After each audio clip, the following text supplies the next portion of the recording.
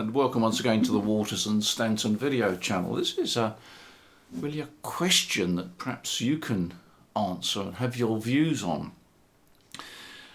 If you're a CW enthusiast, or indeed you operate CW, when you send a report out, you send an RST report out: readability, signal strength and tone. 599 is a regular report, particularly during contests. And I think we all understand why we send that report out, but it gives the guy at the other end an indication of how strong he is. But I really question the last digit which stands for tone. Do we really need that these days? You know, I can't remember the last time I heard anything other than a 9 as the third digit in the RST report, and I certainly can't remember giving anybody less than 9. Maybe in the early days I might have done. And actually there was another, there was a suffix to that which we occasionally used, and that was C. So it might be 598C. 8 meant there was a slight roughness to the tone, and C stood for chirp. Well, again, I can't recall ever giving a report like that, certainly not in recent years or recent decades, I suppose, and I certainly can't recall ever receiving that. And so, really and truly, I suppose it's right to question, do we really need that last digit anymore? Because most transmissions now, well, I say most, almost all transmissions are T9. Occasionally you hear a rough one, but generally speaking they're all T9. And certainly it becomes a meaningless indicator in contests. And I think the T9 or the T tone goes back to the early days of radio. I'll put up on the side of the screen here now the T code. As you can see, it goes from a very rough tone to a perfect tone. In fact, I should explain, this obviously is the American interpretation because it mentions a 60 cycle, as it was then, 60 hertz tone. And of course in the UK we're on a 50 hertz main, so but it gives you the general idea. And I should mention, actually, apart from the chirp suffix, there was also the K suffix, which stood for key clicks. And I guess if you really had a pretty awful signal, it would be 592CK. In other words, it was a pretty awful signal.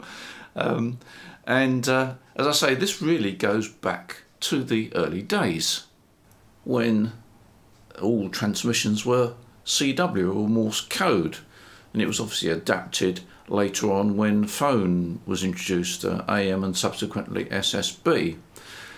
And the early transmitters were not very stable, and they did have chirp and key clicks. It was inevitable, and the notes were rough.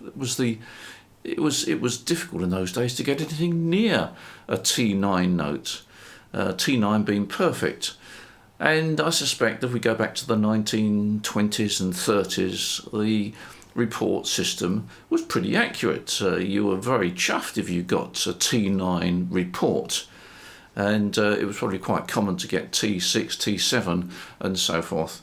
And if you look at the early stations, you can understand why. I mean, radio was in its early days. A lot of it was crystal controlled, but that didn't always mean you got a clean signal. You might have a fairly stable signal, but a crystal controlled signal didn't necessarily mean it was going to be T9 or anywhere near T9. And of course, if you introduced a variable frequency oscillator into the equation, then things really did get quite dramatically sort of dirty. And it was quite challenging in the early days to get a stable signal. In fact, it was impossible. You couldn't get a stable signal in the early days with a VFO. It was quite normal for it to drift. And it was quite normal to allow the transmitter to settle down for say 5 or 10 or even 15 minutes, warm up, and then the signal would start to become fairly stable. But a 1 or 2 kilohertz drift over a period of 4 or 5 minutes was quite normal, and you just adjusted for it. And of course, in those days we were talking about CW, where the operators were quite able to follow signals as they drifted up and down. And of course, when we had AM, the bandwidth was fairly wide, and you just accepted it. It was one of those things. It was challenging to get a stable signal, but the topic of conversation was regularly how stable the signal was, what the drift was, whether it was a clean signal. And when sideband came in, we spent hours discussing whether you could hear the carrier or not, trying to get rid of the carrier. But things have changed. So, coming back to the original question, do we really need that T9 report anymore? Because all reports seem to be T9, and perhaps it would make sense if we just sent the same report as we do for phone. In other words, 59, 58, 57. Perhaps on the occasion when there was a need to report on a dirty signal, we could add a digit at the end. Maybe even a C or a K. After all, 59K would indicate you got a strong signal, but you got a click. And if the signal was T9, why send T9? Because all signals are perceived to be T9, it seems to me, these days. And if you get the occasional dirty one, we'll just add that additional digit. Now, of course, it brings into question, what do you do in contests? Because contests require, CW contests require RST. So if we decided to drop the tone signal, or tone report, then we'd have to agree to drop that in contests. It might mean that you get a higher score. But we already abbreviate it, don't we? We already abbreviate the 9 for a letter N, so we're already abbreviating it. But do we actually need that tone signal? I'm not sure we do now.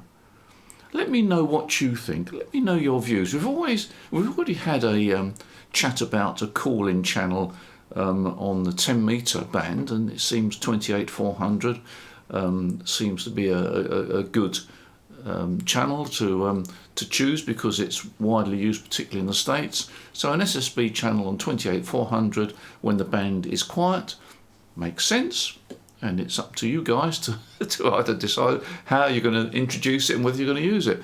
And I suppose the same question now arises, do we actually need that T9 report? Can we drop it?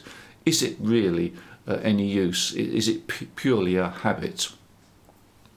The question is an open question. Let me know what you think and put your comments below, and I'm sure there'll be all sorts of views on it. If you don't operate CW, of course you couldn't care less. But it's an interesting question, I think. Thanks for watching this channel. Take care. Don't forget, we've got some good deals on our website, and you pick up the phone or send us an email. We'd be happy to give you a quote on gear. We've been very competitive now on prices, so don't forget to check with us. Tell us what you need, what the gear you need, and we'll see what we can do for you. In the meantime, thank you for your continued support on this channel. And as before, the actual front page of this video, or the background of this, was done by my 9-year-old granddaughter Layla, who is quite keen on graphics. So I promised her that I would use one again, because I was quite impressed with what she did, certainly better than I could produce. In the meantime, take care, enjoy ham radio. Look forward to seeing you in the next video.